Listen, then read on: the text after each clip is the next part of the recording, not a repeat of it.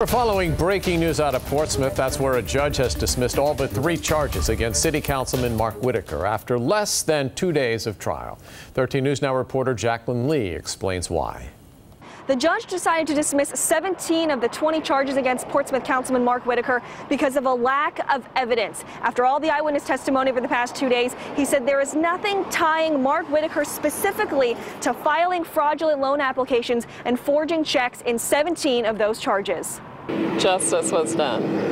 Justice was done. Mark Whitaker's wife, Ingrid, is grateful tonight. It's been very difficult, but we've kept ourselves in prayer, and we're just grateful for all of the support that we've gotten. But it's not over yet for Portsmouth Councilman Mark Whitaker. He still faces 3 forgery charges involving alleged victim Kevin Blunt.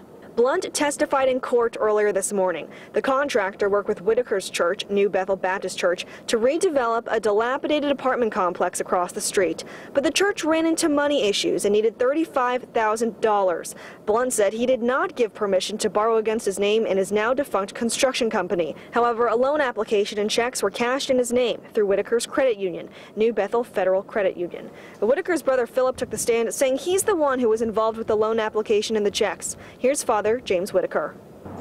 He hadn't done anything wrong. We followed the standards, the guidelines of the credit union, and we have evidence that we did. And in court, Whitaker said he will not be testifying in front of the jury. The jury will convene tomorrow at 9 o'clock. In Portsmouth, Jacqueline Lee, 13 News Now.